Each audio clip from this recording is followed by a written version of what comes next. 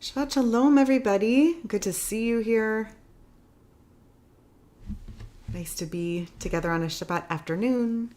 Starting to feel like early evening even, as the days get later. Going to join together first in Minha, and I'll call pages in the following order. We'll start with Siddur Lev Shalem, and then Sim Shalom, the newer version, the Slim Shalom, the one printed in 99, and then the older version of Sim Shalom, either in the big or the small version. So we start on page 214 in Lev Shalom, 226 in the newer Sim Shalom, and 558 in the older one. We start with Ashrei, and we can be seated to start. Ashrei Yoshvei Veitecha, Hod Yehalelucha Selah, Ashrei-am shekach lo, Ashrei-am sh'Adonai Elohav, Tehillah leDavid, Aramim chalo hayam melech, Baruch Hashem chalam ba'evel.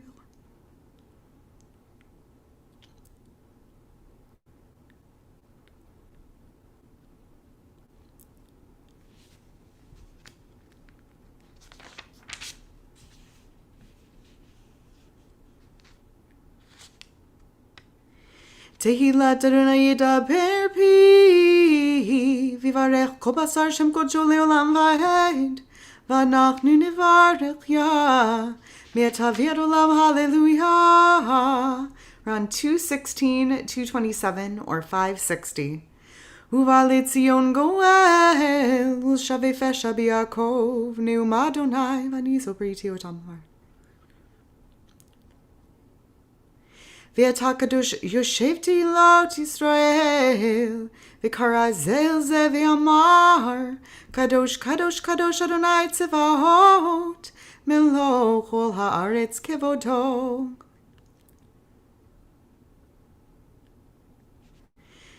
Vatisayini ruach, v'shma acharai korash gadol, baruch kevod Adonai mimekomod. Adonai yimloch leolam va'ed, Adonai.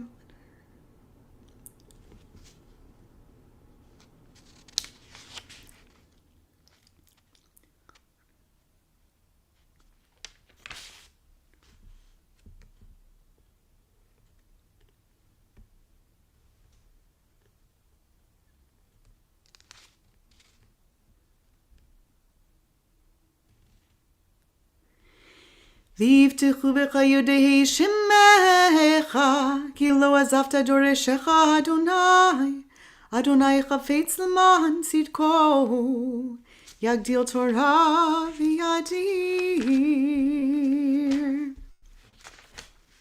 We'll turn now to the Torah Service, which really means that we're doing Torah reading or Torah learning together. This morning we were together as communities across the Jewish world in Parshat Yitro, the Ten Commandments, and the beginning of our melding as a Jewish community by moving from the boundedness of slavery in Egypt to a boundedness to God under this new type of command, this new type of law. And here in Parshat Mishpatim, which is what we're entering in this coming week, we're exploring a really new type of imagined boundedness under law. We enter this whole new series of laws that can really only be imagined under a newly constructed society that the Israelites aren't even close to being inside of yet. In fact, in the very second verse that I'm about to chant for you, we'll be on page 456 in Eitz Chaim, in the 21st chapter of Exodus. In the very second verse, we're describing ki tikneh eved ivri, when you should acquire for yourself a slave. So 2 chapters out from escaping Egypt, and already we're talking about the acquisition of slaves for ourselves within the context of a new society. That's quite the leap, right? And the most important thing, I think, for us to wrap our minds around is the discussion of that done in an ethically and mindfully constructed way. right? In a religiously mindful way, because this is an ancient world in which slavery was an assumed norm of class and caste and construct of the world. And so the question was how, and how one might do that, and how one welcomes the stranger, and how one is mindful of stranger, and how one might construct a world in which one could treat the people of different class and caste, including the slaves among them, particularly with a mindfulness towards their own story of slavery, which is what we're leading towards, since we are not so many weeks out actually from Passover, about 6 and change weeks out from Passover, which is really remarkable. So here we are in Parshat Mishpatim. Like I said, we're on page 456 and chapter 21 of Exodus, of Shemot, and the first verse, and I'll read from the first aliyah that we'll do on Shabbat morning. And I'll begin with the blessing, praising God for the opportunity to engage in Torah study with all of you. Baruch atah Adonai Eloheinu melech haolam asher kidshanu b'mitzvotav v'tzivanu la'asok b'divrei Torah. Ve'ele hamishpatim asher tasim lifnehem hi tiknei eved ivri shesh shanim ya'avod uvashvit yitzeh lechofshi chinam im begapo yavo begapo yitzeh im bahal ishahu v'yatza ishto imo im adonav yitin lo isha v'yaleda lo anim ovanot האישה וילדיה תהיה לאדוניה והוא יצא בכפו ואם אמור יאמר העבד אהבתי את אדוני את אשתי ואת בניי לא אצא חופשי והגישו אדוניו אל האלוהים והגישו אל הדלת אל המזוזה ורצה אדוניו את אוזנו במרצע ועבדו לעולם וכי ימכור איש את ביתו לאמה ולא תצא כצאת עבדים אם ראה בעיני אדוניה אשר לא ידע האפתח לעם נוכרי לא ימשול למוכרה בבגדו בך ואם לבנו ידנה כמשפט הבנות יעשה לך אם אחרת ייקח לו שרח כסותך לעונתך לא יקרא ואם שלוש אלה לא יעשה לך ויצאה חינם אין כסף מקיש במת מות ימות ואשר לא צדה והאלוהים מינה לידו ושמתי לך מקום אשר ינוס שמה וכי יזיד איש על רעהו להגרו וארמה ממזבחי תיקחנו למות ומכה אביו ואמו מות ימות וגונב איש ומכרו ונמצא בידו מות ימות ומקלל אביו ואמו מות ימות וכי יריבון אנשים והיכה איש את רעהו והבנו באגרוף ולא ימות ונפל למשכב אם יקום ויתעלף בחוץ על משענתו וניקח המכה רק שבטו ייתן ורפו ירפא. So in a few minutes when we gather back together for a little more Torah study, we'll talk about one of these laws that arises in Mishpatim that asks us to consider the impact that we have on one another in sort of the horizontally facing laws, these laws between human and human, once we imagine this constructed society amongst Israelites as they emerge from the wilderness, as they imagine emerging from the wilderness. In a moment, we'll turn to the whispered Amidah, but before we do, I want to turn to all of you and ask if there's anybody who is here this Shabbat afternoon marking a yahrzeit, this date or in and about this date this week or next week for a close relative and wants an El Male said for that person. Just give it a moment in case there's somebody here specifically for an El Male. Okay, so we'll turn now to the Whispered Amidah for Shabbat afternoon. You can find it on page 223 in Lev Shalem, 234 in the newer Sim Shalom, 574 in the older Sim Shalom. We recite it standing privately.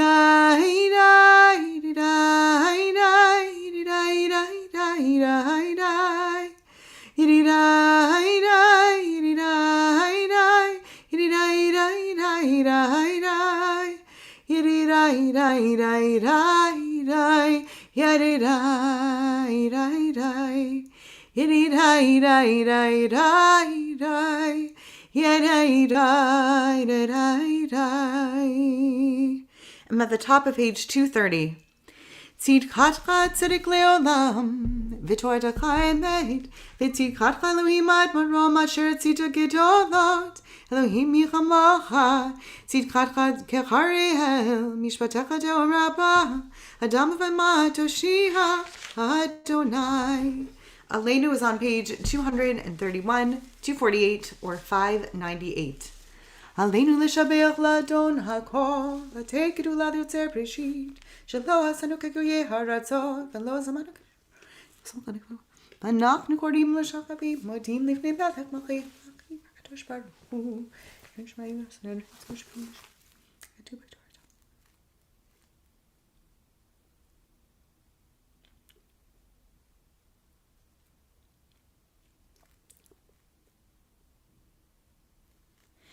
ככתוב בתורתך אדוני ימלוך לעולם ועד, ונאמר והיה אדוני למלך על כל הארץ. ביום ההוא יחיה אדוני אחד, ושמו אחד. Mourner's Kaddish is on page 232, 249, or page 600. And maybe the folks in the Diverne household would be willing to unmute and lead us, and I can be your Amen. Would that be something you're comfortable with? Great. I'll give you a moment to do that. I can do it for them. Great. Thank you. Thank you. Yikadol v'yikadash shmei Rabbah. Amen. Mirmat divrak kiputei v'yamlik malkutei v'chayachon v'yamekon v'chayei v'kol beit Yisrael. V'agalal izman karim v'yikru. Amen. Amen. Yishnei Rav Barak le'olam olameh. Yibarak v'yistabar v'yipa'ar v'yikaman v'yikaseh. V'yitadar v'yitaleh v'yitalal shebei v'yushav v'riku. Elah v'yikol birkatav v'shiratav. Tushbechatav v'nechematav. Amuram v'yamah v'yikru. Amen. Yehei shlam ha'rabbanim shemaya. V'chaim alinu ve'okol Yisrael v'yikru. Amen. Amen. Shalom v'brachah. U'yaseh shalom. Aleinu ve'okol Yisrael v'yikru. Amen. Amen.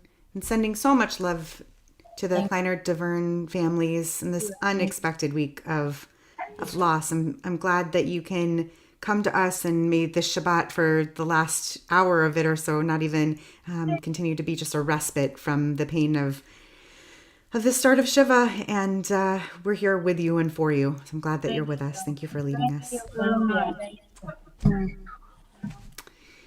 So that's it for Minha now. And we'll take this little break in between Minha and Mariv to do some study together. I wonder if people were able to get the study sheet this week. If not, then I'll lead us through it because we're going to be studying one of the verses that's present in the Parsha itself. And if you are, then you can follow along in some of the Talmud and the Midrash that we're going to study together. It's not a particularly long study, only because I knew that we wouldn't have very long together today. We're going only until a few minutes after 6 o'clock, and we still have to do Mariv and Havdalah, so a rather short study today, but a nice study on the responsibility that we have towards one another. And I want to talk just very briefly by way of contemporary context. I want to talk about this really interesting dilemma that so many people are going to begin to have. Maybe some of you have begun to have, which is the following. One of the downsides to the real miracle of the COVID vaccine is that we have no scientific evidence to let us know whether or not a vaccinated individual, it can be a carrier or a spreader of the virus. So what we know is that by the time somebody is a week or two, depending on the vaccine that they get, past their second dose of receiving the vaccine, if they're blessed to get it, and everyone should get it. And I hope that we work on a fair and ethical and speedy rollout of the whole thing. By the time somebody gets a week or two past their second dose, they're about 95% protected, depending on their immunoefficiency in their system, from being infected. But what we don't know is whether or not they might still be able, when they go into different environments, to infect others by way of carrying the virus around, which creates a bit of an ethical dilemma to some extent. Because now they're facing something that's very similar, actually, to the mask dilemma. It's just not the way that we've all been thinking about masks, and we all know it, which is that covering yourself or choosing not to go into an environment becomes not about a protection for oneself, but almost entirely about protection of the other people and the environment that you're going into. And I want that to be the mindset that we have going into this exploration of text that we're about to do, which is what's the responsibility that we have, particularly when we're just functioning in and around in a society, when it comes to things that don't really have much of a threat to us or to our family, but might pose a threat to other people who are just wandering out there in the world and who are our friends and neighbors and strangers down the street. So that's the mindset that I want us to be in, with that real life dilemma in the back of our mind. We may or may not come back to it, but I also just wanted to plant that for you because I think that's a challenging dilemma that's out there and a real one for many of us that's coming soon, for those of us who are not yet vaccinated, and maybe something real for some of you already. So we're in the 21st chapter of Exodus in verse 33. Does somebody want to read for us these two verses, 33 and 34, either in the Hebrew, which is rather simple, or in the English, or both? Marshall, go for it.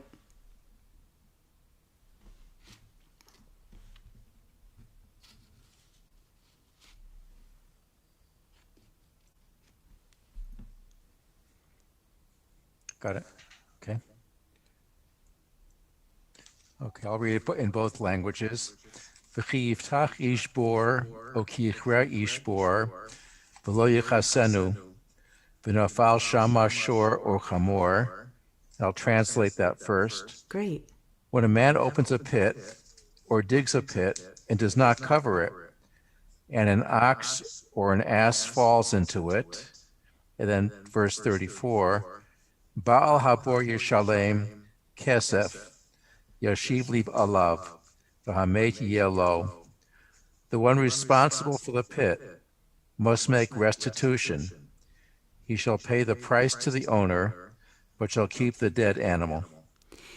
Great. Some other time, we can explore the Kesef Yashiv Liv Alav Vahamet Yelo, the whole he pays the owner, but he gets to keep the dead animal, because that in and of itself would be worthy of an exploration. That's not where we're going today.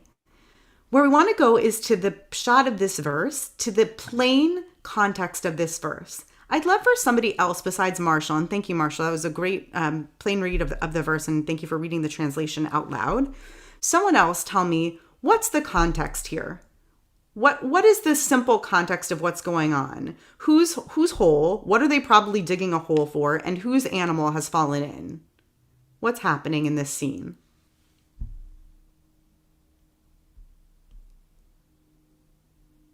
Joanna, go for it.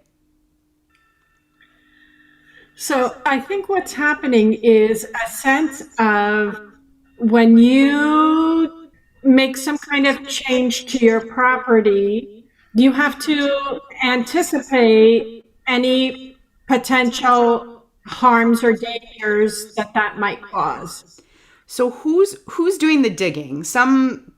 What are we picturing? This is like this is on somebody's personal property, public property. What are they digging for? What do we think? I read it as on private property. I almost saw it as like digging for a well. Sure. Okay. Great. And is it their own animal who's fallen in, or is it someone else's animal who's fallen in? Let's just be clear. In my read, it's someone else's animal. Great. I think so too, because I think it's clear by the next verse that there's a different individual. Baal Habor seems to be a secondary individual who they have to pay because their animal has fallen in. So I think we've got at least two players in this scenario. You've got a pit digger who's digging a pit for some reason, right? They've opened up a pit and they've not covered it. And someone else's animal, who seems to be a work animal of some kind, or at least owned by some other individual for their family, has fallen into it. And you're right, it has something to do with a cognizance of the impact they're going to have on someone else. That's great. It looks like Brant has something that he wants to chime in about. I think it's public property. Public. Okay. I don't think it's private property at all. Okay. What makes you say that? Because if you're in a public, it's not, there's no reference to the owner, it's the digging. And if you're digging on your private property and someone falls into it, they're also trespassing. So it's a public thoroughfare of some kind that you dug into. That's very interesting, right? So, because otherwise you like, why is somebody on your property? And in the first place, like, is this your employee who did it? And so interesting. So that's kind of your assumption. Great. We're going to leap right ahead into what was the assumption that we could make from this, from this piece from Tanakh.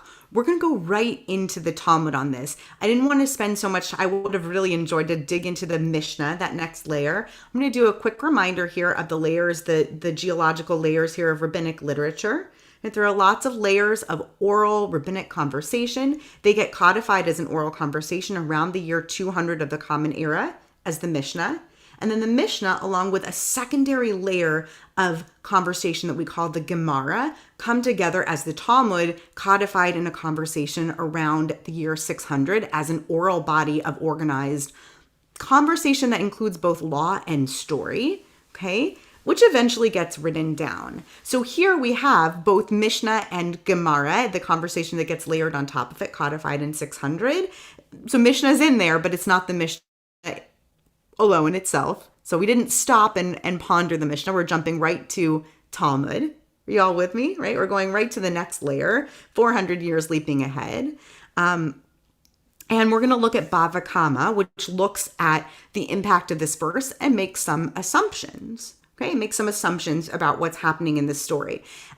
Boy, we could spend a lot of time on this, but I want us to at least get into what assumptions it's making about this. Is there someone else who hasn't read yet, who maybe, or any of you actually, any of you want to read this in the English? We're not going to have time to pick it apart in the Aramaic, though that would be fun. Larry, yeah, please. Was that a hand? Go for it, Larry. So read Rav Oshaya. Rav Oshaya raises an objection from a Barata discussing pit. It is derived from the verse, if a man shall open a pit, or if a man shall dig a pit and not cover it, and an axe or a donkey fall therein, that the digger is liable to pay restitution only if what incurred damage is an ox but not a person, or a donkey but not vessels. From here, the sages stated that if an ox with its equipment fell into a pit, and the ox was wounded, and the equipment broke, or if a donkey with its equipment fell in, and the donkey was wounded, and the equipment tore, then the one who dug the pit is liable to pay restitution for any injury sustained by the animal, but exempt from paying restitution for the damaged equipment. To what case is this similar? It is similar to the case of his stone, or his knife, or his load that he left in the public domain, and they caused damage. Great. Thank you so much for reading that. I imagine that this kind of a reading makes lawyers smile very much, right? Because this is great damages stuff. Just wait till you get into Nezikin. Like, Talmud is great damages law. You can tell, well, tell me about two things that name one or two things they seem very concerned about in this case. What seems to be of great concern to them in terms of the liability here? Yeah, Marshall?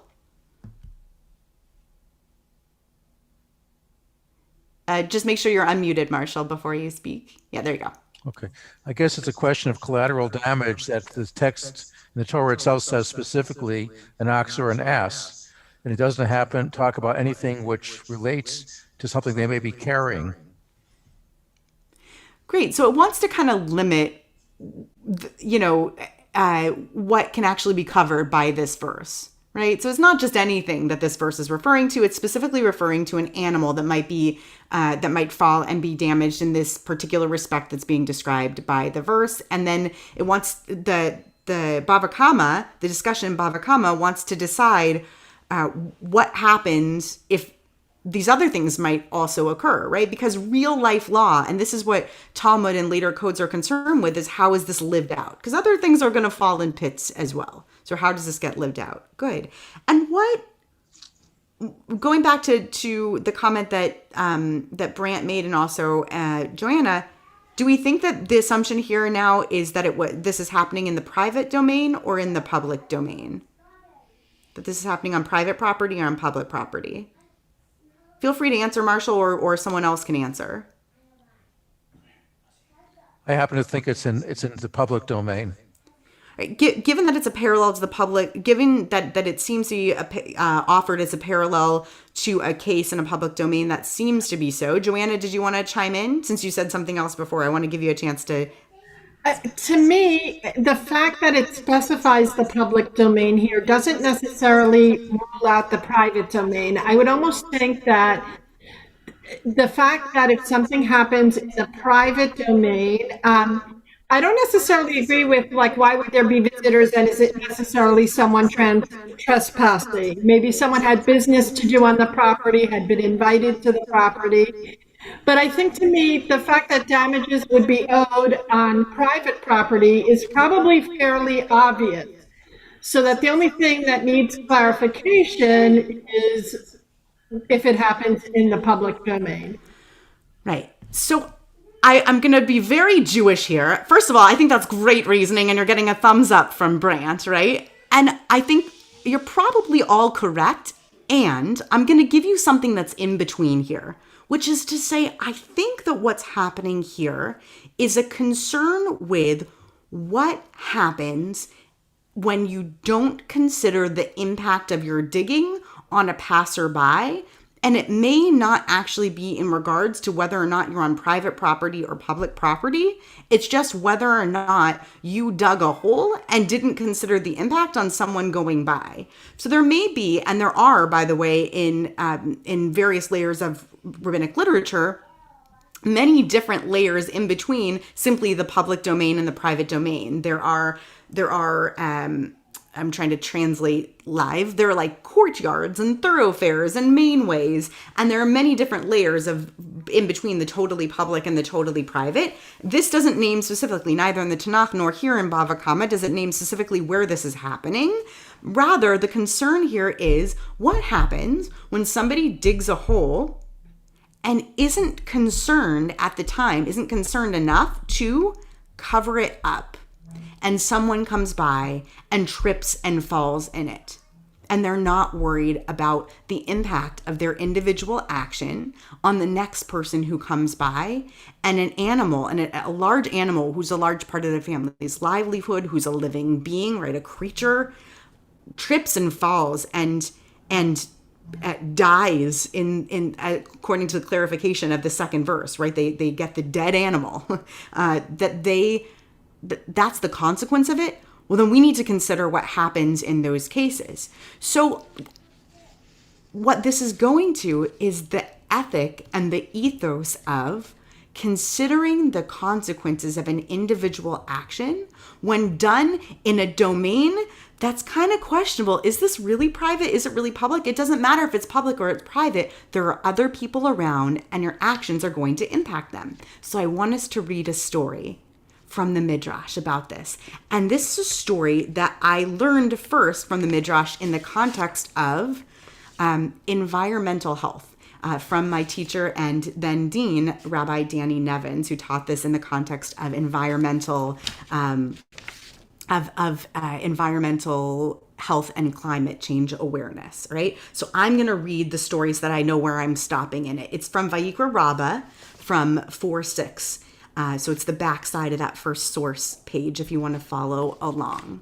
So here it is. So there's this teaching from Chizkiyahu, and it's this quote from Jeremiah: Israel are like scattered sheep. Why are Israel likened to a sheep? Just as a sheep, when hurt on its head or some other body part, all of its body parts feel it. So it is with Israel when one of them sins and everybody feels it. When one man sins, you will be wrathful with the whole community. Rabbi Shimon Bar Yochai taught a parable, and this is the parable that I want to teach you. That was my parenthetical. Okay. Men were on a ship. One of them took a drill and started drilling underneath him. The others said to him, "What are you sitting and doing?" He replied, "What do you care? Is this not underneath my area that I am drilling?" They said to him, "But the water will rise and flood us all on this ship." This is like Eov said, "If indeed I have erred, my error remains with me. But his friends said to him, he adds transgression to his sin, he extends it among us. So it's like the guy on a boat who drills a hole underneath his seat, and his friends are screaming, "What are you doing to all of us?" And he says, "I'm just drilling underneath my seat. What do you care?" How does that story sit with all of you? What does that story bring up for you? You know people like that? You know guys on the boat like that? Jump on in. We are our brother's keeper. Our rights stop where other people's rights begin. Our rights stop where other people's rights begin. Okay, so right, so this is wonderful. This is the infringement clause, right? This is we are free, we are free, we are free. But as soon as we begin to infringe upon other people, then we have to remember that it's our responsibility to be our brother's keeper, right? And so we have to check our liberty when we begin to endanger the people around us. I noticed Gary and Marlise, maybe we're going to chime in. Yes? And it just sort of makes also calls being mindful that maybe this is really an obvious, but there are other ways that we're all there's a connection between every action and affect other people.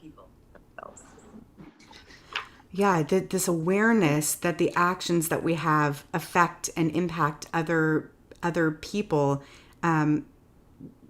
Right. I imagine if the guy in the boat, if it wasn't vengeful, but rather just a complete lack of awareness, like, what do you even care? I'm over here drilling in my part of the boat. A complete lack of awareness that his actions would even impact on other people, right? Or to go back to the digging a pit analogy, because I really am trying to bridge this with that story. There is a lack of awareness there that having not covered up that pit wouldn't impact someone else. About 3 months ago, and I urge you to look this up, Rabbi Yosef Kanefsky wrote a beautiful article in the Jewish Journal about how he, as a walker, and I think he might have even mentioned as a bicycle rider, right, as a cyclist, how he's impacted by people who choose not to use their turn signals in Pico Robertson. It was a short but beautiful article about that. You think it doesn't matter, right? You think it doesn't matter, but do you know how many times I feel like my life is in danger and know my life is in danger because you aren't bothering to use your turn signal or look before you go? It's this lack of awareness about other people around you in the world because you're in your own space. Marshall, I saw you wanted to chime in. Well, I think that even refers to the fact that even if it is causing injury to somebody else, was inadvertent, that is, you're saying he wasn't aware of it, then he's still responsible. And I think that goes back to the end of the previous section we just looked at, where it says that it's similar to a case of his stone or his knife or his load he left in the public domain. The guy just sort of forgot about it. He left his stone there, his knife, but he's still responsible. And whether it's a big pit or a small knife, he has ultimate responsibility for his actions. Right. And one might say, well, that's inordinately punitive, right? Well, he just forgot his load. But remember that the story is there to teach us about an ethos, right? The story is to teach us about mindfulness. It's not necessarily about the law in this moment. We can discuss also the law and whether or not those punitive damages are a fair punitive damages. But the story is to teach us about what it means to live every day with an awareness of, you know what, if I leave this out right now, if I don't use my turn signal, if I leave this uncovered, right? If I don't bother to unplug this, my cord that I leave my computer plugged in my office like this, I'm just going to charge it overnight. And my coworker might walk in tomorrow morning and not know that it's plugged in, whatever, a stumbling block. An awareness that other people are walking through the world. That's what the story is there to teach us, is this ethic of mindfulness about other people walking through the world and how our actions impact on them. Yeah, Larry. It's what you talked about earlier, Rabbi, about the mask issue. like Rabbi Kanofsky, I'm a walker and I walk substantially in the morning, and it is shocking to me how many people don't wear masks. And it's the same theory here, that they can just go through life and not think of others. And one would think that folks would be a little more considerate, especially in this situation where it's a matter of life and death. It's not just a matter of property damage. Yeah, it's particularly frustrating, I think, Larry, when it feels as though the bar for their action, at least it frustrates me when I feel like the bar for the action is low, right? To put on a mask doesn't feel so onerous. You know, I'm challenged by Marshall's example because, you know, what if somebody did just, you know, forgot their loadout? Like, I think that's actually a really fair example to bring up. There are people out there, workers out there actually, who struggle to figure out what to do. What if somebody parked their truck somewhere? And that's probably a real important case that even in Pico Robertson, I'm sure people have that struggle, particularly in the working class. What do you do if you accidentally left your load in an unsafe place? But to not put on a mask to walk around, I wrestle with that. As Brant sits here wearing a mask, I wrestle with that choice because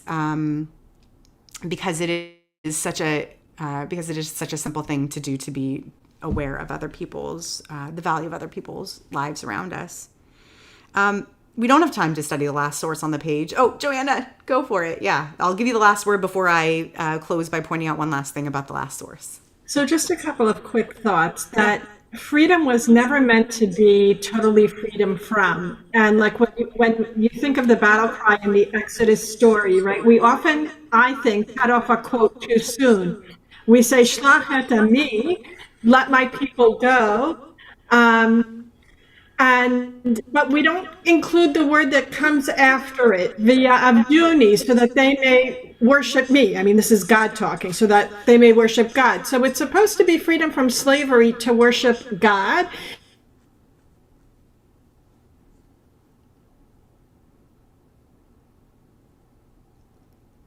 You froze there, but you froze on a really excellent thought. It is supposed to be freedom from slavery in order to worship God. So that was a very good point. A different kind of enslavement, because it's enslavement to chaos and anarchy. We actually wouldn't be free because society would be so haphazard that it would be almost impossible to do anything in society. Good. You froze mid-thought, but you froze in a really good place mid-thought, so it was wonderful. And you're absolutely right. And it goes back to the point that I was making when I was briefly talking before the Torah reading about our having moved from a slavery from Pharaoh to adjusting to this life under a worship of God and an observance of God's laws and worshiping to God, and knowing that it wouldn't be an entire freedom, right? It's not a complete liberty, but rather a responsibility to God. And that's a perfect bridge, Joanna, to this last little bit from this quote from Shemot Rabbah. And it's a twist on a quote that shows up over and over again in the Talmud. I imagine that you might have heard before. We don't have time to study this full text from Shemot Rabbah, but I recommend it. It's a beautiful text from Shemot Rabbah. You may have heard this quote in the Talmud before. Kol Yisrael arevim zalazeh. All of Israel is responsible one to the other, or as a guarantor one for the other. Here at the end of this quote in Shemot Rabbah, there's this beautiful twist on it that I'd not seen before. And I haven't done a concordant search to see where else it shows up in this form, but gosh, it's beautiful how it shows up here. Shehem arevim beinin levein hakadosh baruch hu.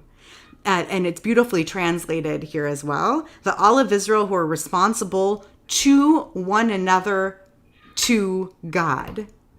It's as if we are responsible to one another, to being responsible to God. As though we are responsible to one another, to being accountable to God. We are in a triangulated, responsible relationship to God.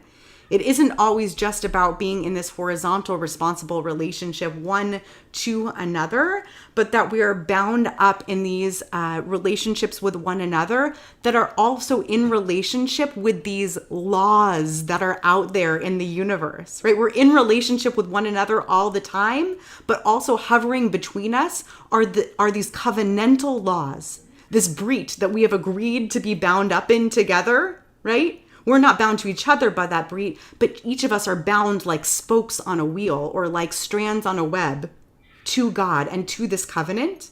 And between us are all of those agreements that each of us keeps up with all the time, or does our best to keep up with, to remain bound up and holding up our end of that bargain. And so we are responsible to one another and also to holding up this covenant. And the beauty and the magic happens when we manage to be responsible to one another through that covenant, through the upholding of these laws. And that's where the magic happens. So I really love the phrasing of that. And maybe next time we'll have time to dive into the fuller text of what it means to be responsible to one another through the beauty of that covenantal relationship. So I'll end there for now, and we'll go to Mariv for just in time for us to do it before Havdalah. You can find Mariv in Lev Shalem beginning on page 264, in the newer Sim Shalom on page 281, in the older Sim Shalom on page 200. And if you have some other book, then somewhere else. We can begin seated because we're skipping the Baruch Hu. Vehu rachum yichaper vo melo yashchit vir bal yeshiva po v'lo yahir kol chamato Adonai Hoshea melech yaneinu v'yom koreinu Baruch atah Adonai Eloheinu melech haolam asher bivaro mariv aravim b'olam b'teishanim Umavir yom u'mevi layla mavdil ben yom u'vin layla Adonai tzvot shemo chai v'kayam tamidim lo chalenu leolam va'ed Baruch atah Adonai amariv aravim.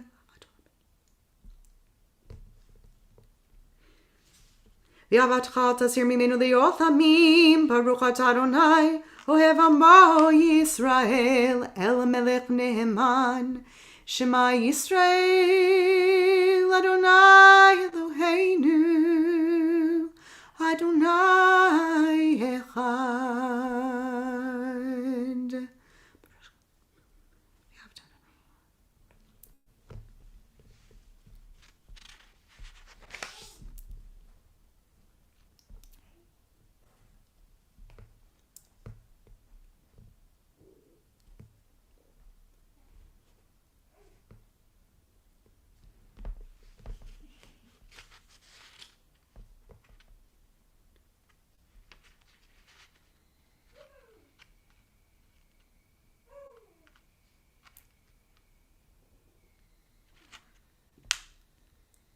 Ani Adonai Elohechem asher tzititcha me'eretz Mitzrayim le'olechem Elohim Adonai Elohechem emed.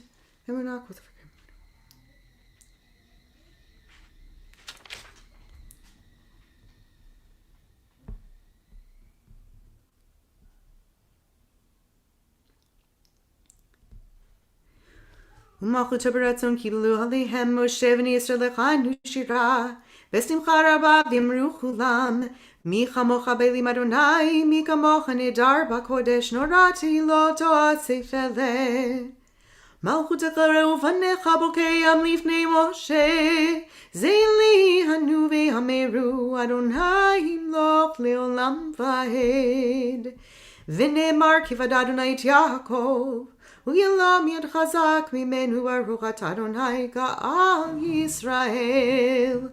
We're on 267, 284, or 206. Hashkivenu Adonai Eloheinu le'shalom. Aminim malkim le'chayim first.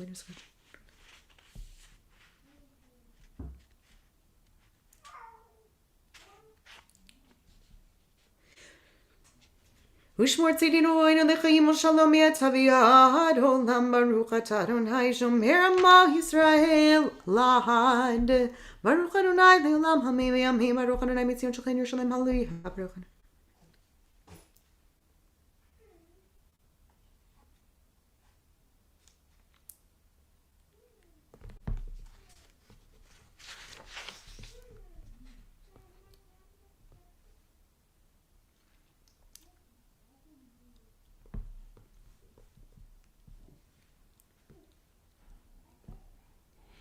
כי המלכות שלך היא, ולא מעט תמלוך בכבוד. כי לנו מלך אלא אתה, ברוך אתה אדוני, המלך בכבודו תמיד ימלוך עלינו לעולם ועד, ועל כל מעשיו. The whispered Amidah for the end of Shabbat begins on page 270, 286 A or B, or 210. It's recited standing and privately. If you're reading out of a siddur that's not specifically for the Amidah for the end of Shabbat, be sure to add that special insertion for the first paragraph and the interim paragraphs for the end of Shabbat Atachon Tanu.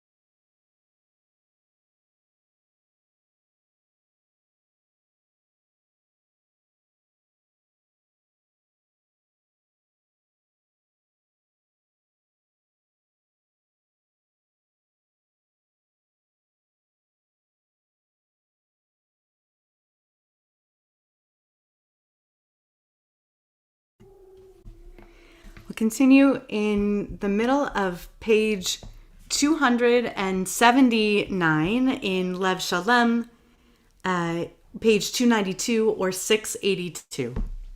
Lihinam Adonai Eloheinu aleinu, u'ma'aseh yadeinu konena aleinu, u'ma'aseh yadeinu konenehu. Yosef.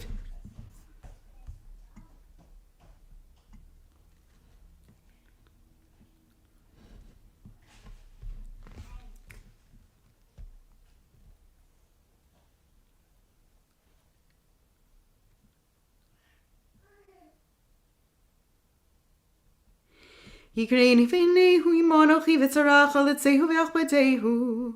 Orech yami hasbihehu v'yareu bishuhati. Orech yami hasbihu v'yarehu bishuhati. If you're in Lef Shalom, we turn back to page 216 to the second paragraph on the page. Everyone else just continues in their own sidurim. V'yata kadosh yoshev tehilot Yisrael. V'kara zel ze ve'amar kadosh kadosh kadosh Adonai tzvaot melo chol haaretz kevodo. V'tisein hi ruach v'shma acharai kol rash gadol baruch kevod Adonai mi mekomod. Adonai himloch leolam va'ed. Adonai machotekeim.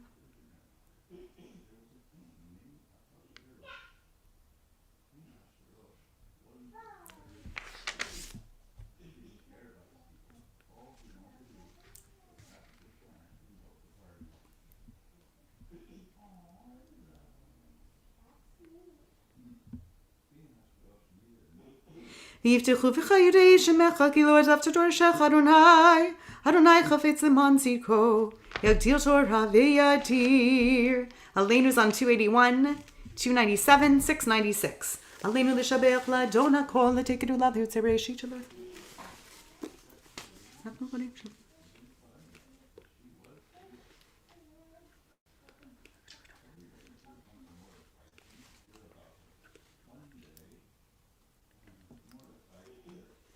Kakatu v'toratech Adonai himloch leolam va'ed v'ne'emar v'haya Adonai l'melech kol haaretz v'yamahu yihyeh Adonai echad u'shmo echad.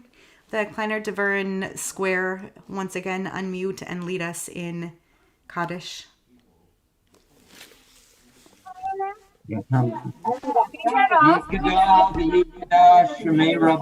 Amen.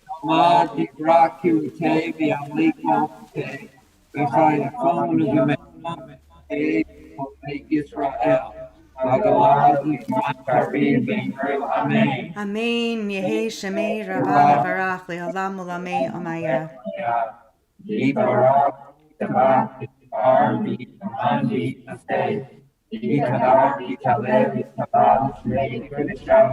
Berichu.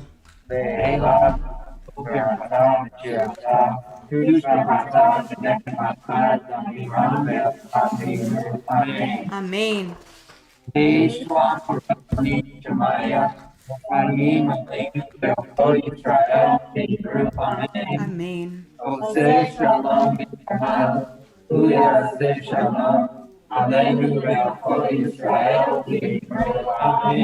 Amen. Amen. Brant, if you'll keep your microphone unmuted for a minute so that we can keep people gathered over there. I know that we're just finishing up Minha and Mariv, really like Minha and the Shabbat spirit here, but I want to hold this space for just a moment and say that as Shabbat leaves, then your families are really descending back into the feeling and the spirit of Shiva, which I hope is a comforting spirit to you.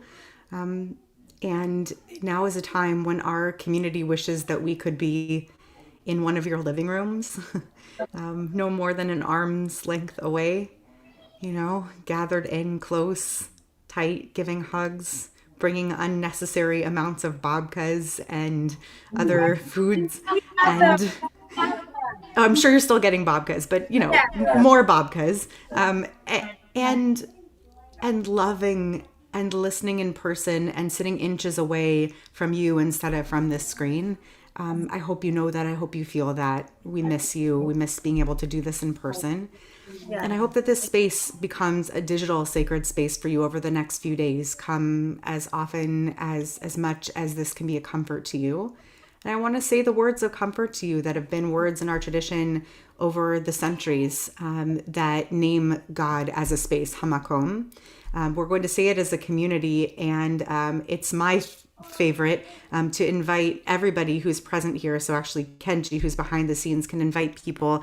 You can just change the settings that people can unmute themselves if you hear me on this, Kenji. And I want to invite everybody who's here who'd like to unmute yourselves so we can make a mess of this and say together, Hamakom Yinachem. So we'll do it all together and say, Hamakom Yinachem. B'toch Sha'ar Avelei Zion Yerushalayim.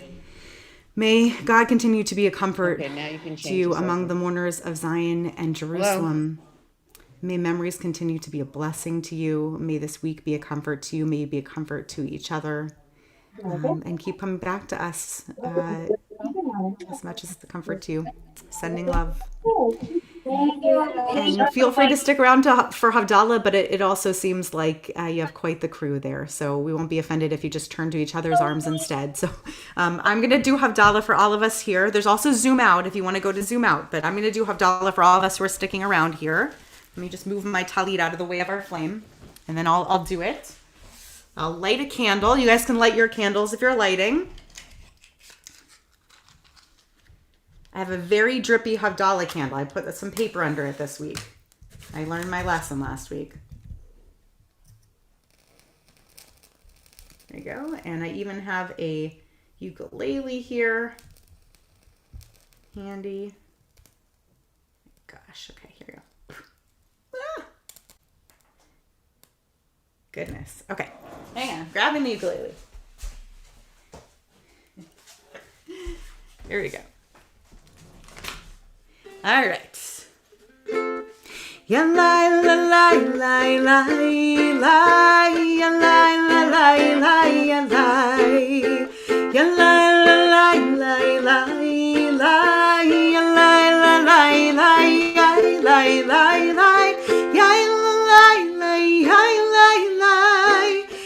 la la ya la la la yo ya la la ya la la la la ya la la ya la la la la Hini al Yeshuati Aftach v'lo hevchai Ki ozi v'zimrat yad Adonai v'yehi li lishua Ushoftim b'sason Limanei hayeshua L'Adonai hayeshua Halacha v'yirchatecha sela Adonai tzivaot imanu Miskav lanu Elohei Yaakov sela Adonai tzivaot Asher yatam botei hafach Adonai Hoshia Hamelech Yaneinu v'yom korenu LaYehudim HaTorah V'simcha v'sason v'ikar Ein tihei lanu Kosi Yeshuot Esa Uv'shem Adonai Ekra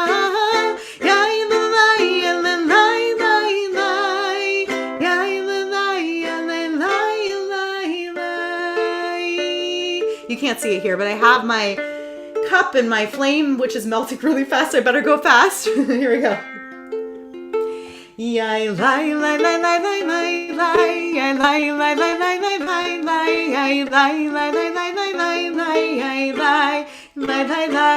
Baruch atah Adonai Eloheinu melech haolam borei veri hagafen borei veri hagafen yai lai lai lai lai lai lai lai yai lai lai lai lai lai lai yai lai lai lai lai lai lai lai lai. Now the spices.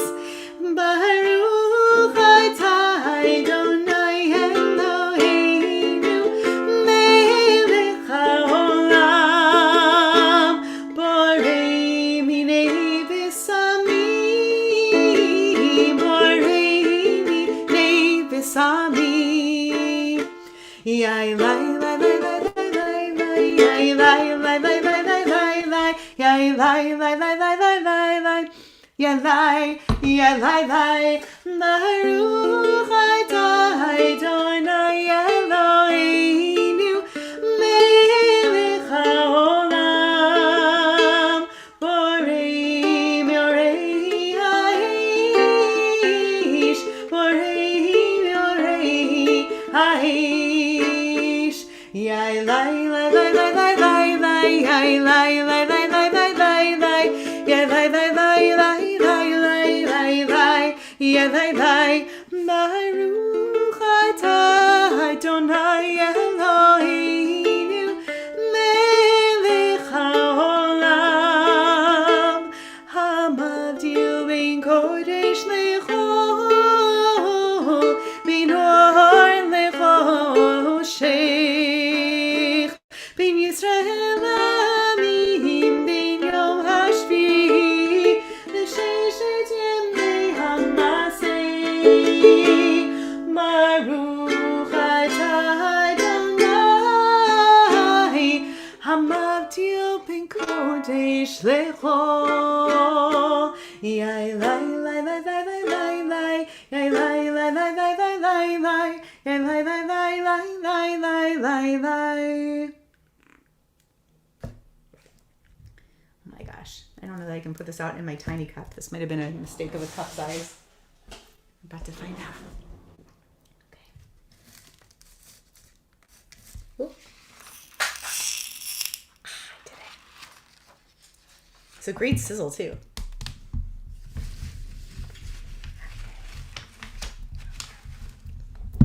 All right.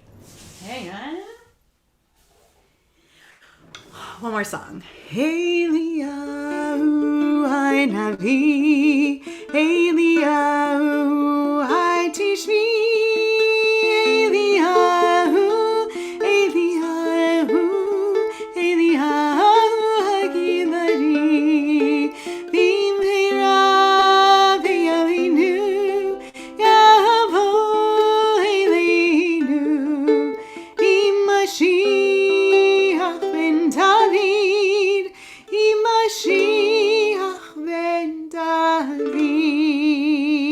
Shavua tov, Shavua tov, Shavua tov, Shavua tov, Shavua tov, Shavua tov, Shavua tov, Shavua tov. Shavua tov. And one reminder for this week. Lots of programming coming up, but in particular, please don't miss the unveiling tomorrow of our new Justice banner that's going up on the building at 1:30 tomorrow afternoon. You can find the link in the Shabbat bulletin or on our website to register to join us on Zoom and hear some words from a very powerful friend of our community, Pastor Reverend Nejuma Smith Pollard, who will offer some words of charge. It's just a half-hour gathering, so you have plenty of time to set up your nachos for your Super Bowl party tomorrow too. Just a half an hour of really powerful gathering, so you can see the banner unveiled, and you also hear from the artist Leo Samuels, who was our own congregant who did it. So join us then. Shavua Tov, thanks for being with us today. Love to everybody who's on here, and I'll see you soon. Bye, everybody. Shavua Tov.